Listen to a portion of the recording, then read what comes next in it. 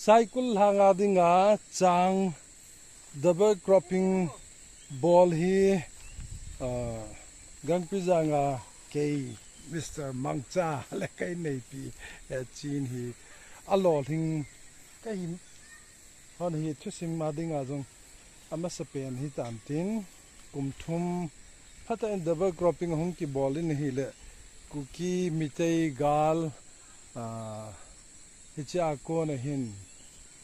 gan thei ta a hin kho i man diu po na zalin cycle area theological student union ho satsu ho in panahin lavin ama ho panla na wang chun chang chi jong hong thumun amun muna mi atil kho gen hele ichai gujang hin lungyal thim ta lo nei nu le pa phabatin phalna hin pe utikilhanin IDP ho displaced person ho chu ama hon changpang atun theina diu ngai tu na in lunga hin gelevin na han to sa vena hi le tu ni hin lo mun ho ka gawa do hin lo mun len ta phal ho chung hin ki pa thu ave ave le na ki phungin chilaya chang chi jong hi hybrid ho hin ichi hi free donate ki bol hin la lo ho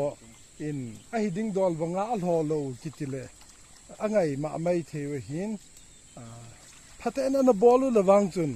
hi chi sanga hoi ja bin na ve kol le chang hi ni do te ding he ti hi ka sei ngam na chui pi ham ti le hi chi lai lo jaw parini ka hin chilanga changa bung pa khu ve tin amin wang ka he pon ama khun vai khunu ka ke ko ma chang chi hung ki thum pe hin aji chu kalo melei dinga ka sim le ka kim vel hoin chang tu na dinga tuial ha pha vin ke lo wa jong chang om gam ta nei pe lo wa la boi tai ti in ahung kila en ama pa in ki tup ta avat kol ji khun a chang ho ki khima ma jingin ham pa jong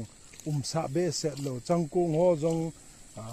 kap thing jing ke tui jong phata al ha je na ma kho hoin ama khon aga lu te de hi chilai wang he ga kilo de kilo lo di ham chi tu a he lung do ta satsu lam kai hoin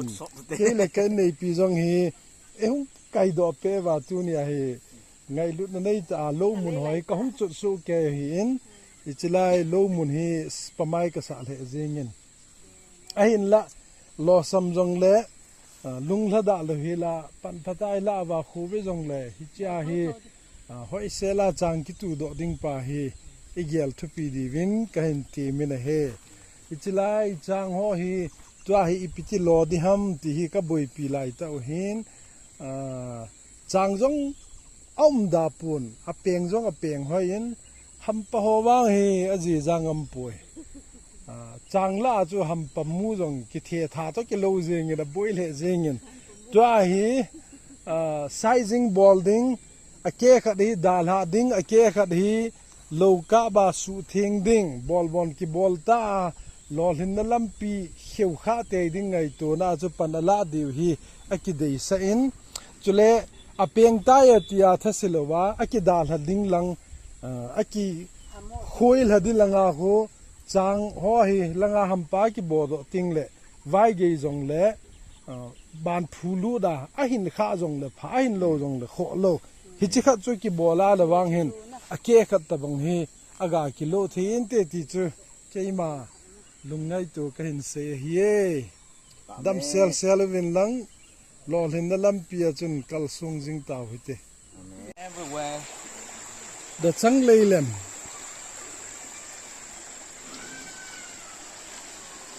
ngolang boilin jelai nu hungin ban nên không cái to là viên cho he